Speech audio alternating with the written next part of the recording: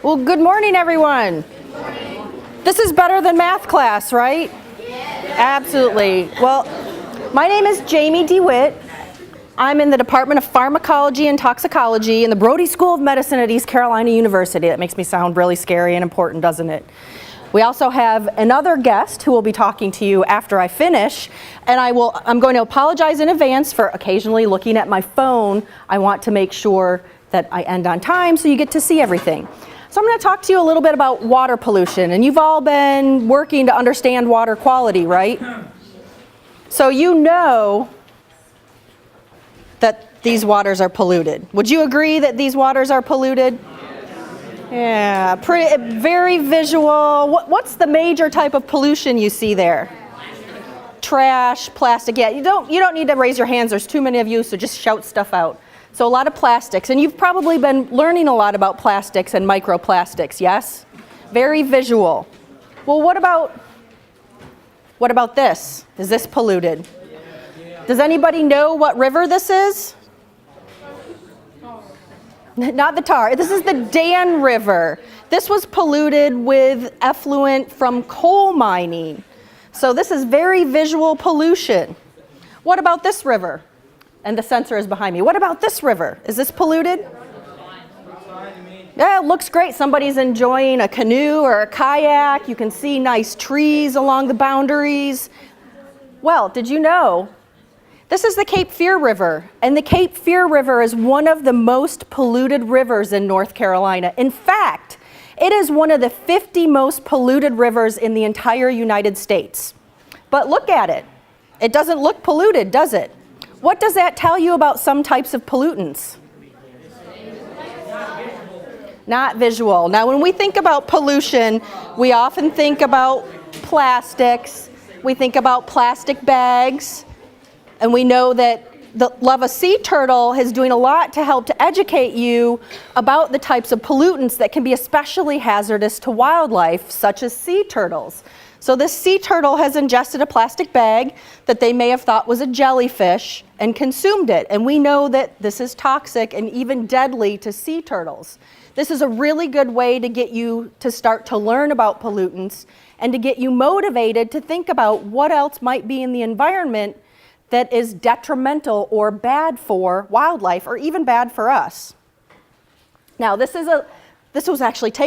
picture was taken by one of my friends. She works for a federal agency that tries to understand how sea turtles encounter different types of pollutants. So that's actually a transmitter, and they're tracking where this sea turtle goes.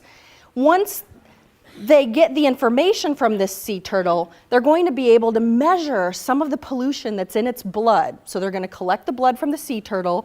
It'll go on living a happy life, but they're going to see what's going on with the sea turtle. Does it have pollution in it? And does it have any pollution in it that can make the sea turtle sick? So we're not asking, is the sea turtle eating a big piece of plastic? We're asking, is the sea turtle getting exposed to the pollutants that we can't see that may make it sick? Now, these are some of the types of pollutants that we don't see that are in, for example, the Cape Fear River. Who can name a type of pesticide? Or somebody name a type of pesticide? Just go ahead and yell out a pesticide. Bug spray. Okay, what's the chemical that's in bug spray? Does anybody know? DEET. Is DEET in the water? Absolutely. DDT, that's an organochlorine pesticide. That's a bad one. DEET is in the water. Bug spray is in the water. Herbicides are in the water. So these are all chemicals that you don't see. What about metals? Who can name some heavy metals? Steel. All right, steel. What is used to make steel? Iron. Types of carbon. Usually carbon can be stuck to a metal. All right. What's that? Didn't say anything. How many of you have heard of mercury? How many of you think that mercury is in the Cape Fear River? Everybody raise your hand. Mercury is a heavy metal that is present in all of our surface waters in the United States. All of our rivers and our lakes are contaminated with mercury, and that mercury came from air pollution. So that mercury settles out of the air and gets into the water. So we have heavy metals. Fertilizer, I heard somebody mention fertilizer, that would be runoff from agricultural areas. That can lead to algal blooms, and we actually have somebody here who's going to be talking about algae. He's going to be talking about healthy algae and good algae, but he might also talk about some of the algae that's not so good. Oil and gas runoff from urban areas. So the more parking lots we build, if we don't manage that water, a lot of those contaminants from the cars, from the parking lots can get into the water. So particulates, oil, and other petroleum products. What about nutrients from animal waste? If anybody drives from Greenville out to Washington, you see a big billboard that mentions hog farming and industrial hog farming. I hate to be gross, but pigs poop a lot. And so the material that's in hog waste can get into the water. Those nutrients can allow for the growth of algae that can be harmful. What about our waste? Where does our waste go? I know, it's gross.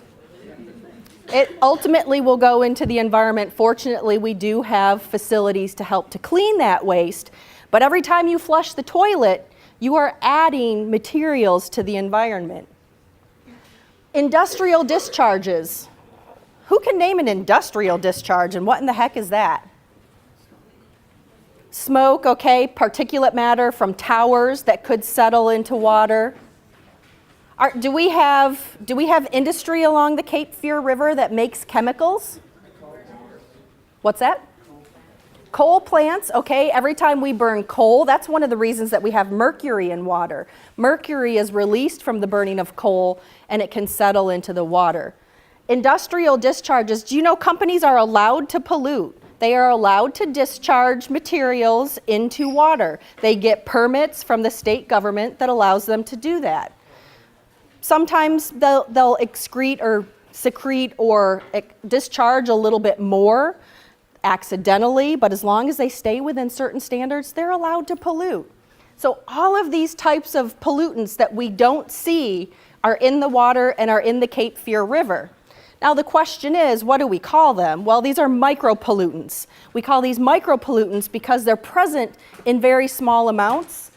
They can get into the environment, and then many of these compounds can move into organisms. How many of you like to eat fish? Other types of seafood, yep. Delicious, right? Many of these pollutants can accumulate into the fish, into oysters, into shrimp. So when we eat them, we're eating these pollutants. Okay, so we have them in our bodies. What do they do to us, and what do they do to wildlife? These are some of the types of health effects that can be associated with these pollutants. Now, what's important is the amount. Okay, one of the expressions we use in toxicology is the dose makes the poison. So how much you take in is going to determine whether or not you have a health effect. Endocrine disruption. So these are hormonal disorders. These can produce hormonal disorders in babies, in children, sometimes in adults. We all know what cancer is. We think about cancer and it makes us scared. Most people know what cancer is and what it can do to families. Some of these compounds can cause cancer. But neurological problems, infections, many of these compounds can make you sick. Let's go back to the sea turtle example. Many sea turtles are now developing a type of tumor. It's called a papillomavirus. They're developing these weird tumors, and we think that these pollutants that they're exposed to are reducing the ability of their immune system to fight this virus. And so these pollutants are making the sea turtles sick. And because they're getting sick, they're not able to fight off something that they should normally be able to fight off. All right, well, we have laws, we have acts, we have federal government, we have state government that can help us to reduce these pollutants. These are only a very, very small number of the acts. Have any of you learned of these in school? Clean Water Act, Clean Air Act? Okay, Clean Water Act and Clean Air Act were written in the 1970s. So they're very, very old, probably to you, not so old to me. We have acts to regulate pesticides. So the United States Environmental Protection Agency makes sure that if you spray a pesticide, that pesticide isn't going to be dangerous to other species that you're not trying to kill. We have a Safe Water Drinking Act. These all help us to make sure that we reduce the pollutants in water systems. Well, then why do we still have pollution? Why is pollution still a problem? So why do we still have pollution? Anybody know why we still have pollution if we have all these laws in place? How about you?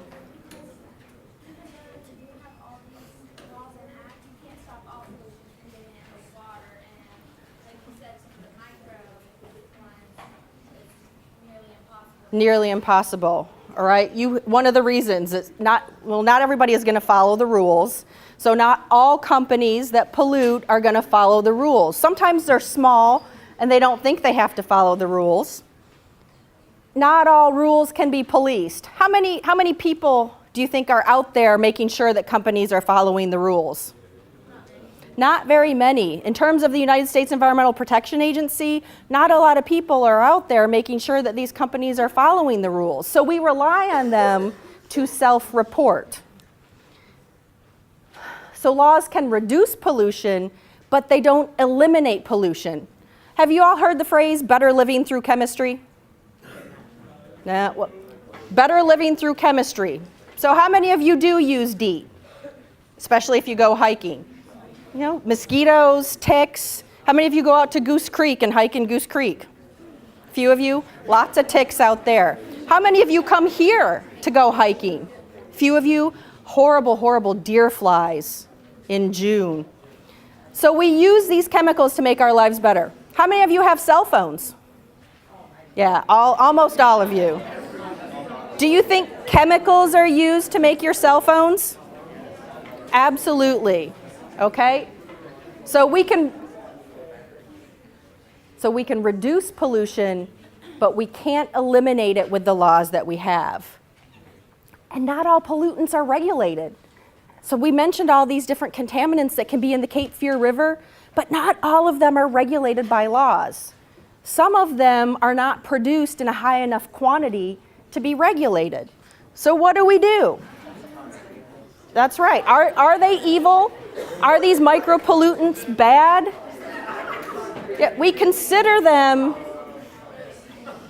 to be emerging pollutants. I want you to remember this term, emerging pollutants. These are pollutants for which we don't have any regulations. So we don't have any laws that say you can only discharge this much. So this is a problem. This is a problem because the more they accumulate in the environment, the more important it is that we have a law to protect them. Well, how do these emerging pollutants get into the environment? Well, think about what's in your medicine cabinet. We mentioned bug spray. How many of you, all right, this is a little bit of a personal question. How many of you brushed your teeth this morning? Everybody should raise their hand, right? How many of you showered this morning or last night? Okay, so you used soap, you used toothpaste. Where does the soap and toothpaste go when you're finished with it?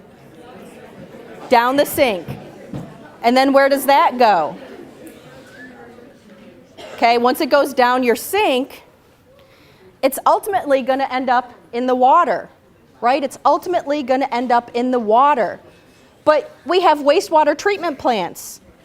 Do wastewater treatment plants get rid of the stuff that's in toothpaste or body soap or that medication that you took? Most of them don't. These are not regulated pollutants. These are emerging pollutants. We don't have regulations for them. So many of them get into the environment just like that. Okay, when you go to the bathroom, yes, I know, that's funny. Many of them will get flushed down the toilet. So if you look here, that toilet leads to a septic tank. Many of us in eastern North Carolina have septic tanks. Those agents don't get treated, which means that they end up in the ocean, they end up in ponds, they end up in rivers. And we still don't know what they do to living organisms. We don't know about their toxicity. So that's one of the things that I do at ECU. I try to understand how these agents are toxic so that we can have regulations to reduce their levels in the environment. Look at how complex this problem is, though. Trying to get from the source all the way out to the ocean and the effects. So if you're thinking you want to be a scientist someday, Sometimes being a scientist isn't really about coming up with the answers, it's coming up with the questions to ask. And this problem requires that we ask all sorts of questions about what kind of medicines do people take? What kind of soap do they use? Do they flush it down the toilet? Do they wash it down the sink? Do they drop it off to a police officer who's going to make sure that it's disposed of properly? What happens to the chemical when it's in a septic tank? Does it go to a river? Does it go to groundwater? These are all questions that we have to ask. And the question that I ask is, what does it do to the fish? What does it do to the birds? What does it do to a little baby that gets it in his or her body? This is what it's going to take to solve these problems of emerging pollutants. This is very complex, just like the graph that I showed previously. But to try to understand how to manage the potential risk of these compounds means that we have to ask questions about the law. What laws are appropriate? What ones can we apply? And again, what questions do we ask to help us to better understand the problem? And you all can do something to help in terms of these emerging pollutants, the medicines that I talked about, the things in your medicine cabinet. Don't flush your unused medicines down the toilet. Many, many cities allow you to drop off your unused medication. But of course, if you get a prescription, you know you should take all of it. But maybe you have some cold medicine that you didn't use and it's expired. Don't put it down the toilet, drop it off. So everything that you put into the environment goes into the environment and will somehow come back to you one day in the form of your food, maybe in the air that you're breathing or the water that you're drinking. So think about that. You're all interested in water quality, so think about what you can do in terms of water quality to help to solve this problem. So we've got about 2 minutes for questions. Does anybody have any specific questions? No. Yes, sir. Why can't you just simply put your own medicine in like a trash can? You could put your medicine in the garbage. Instead of putting it down the toilet, you could put it in the garbage. It's going to go to a landfill, or it's going to get incinerated depending on what your city does. So putting your old medications in the garbage is better than flushing it down the toilet. Some people say to mix it up in coffee grounds, but if you take it to a medicine drop-off, then it will usually go to a special kind of landfill or it will get burned. Any other questions? Well, I appreciate you taking the time to listen. I know you've got a lot going on today.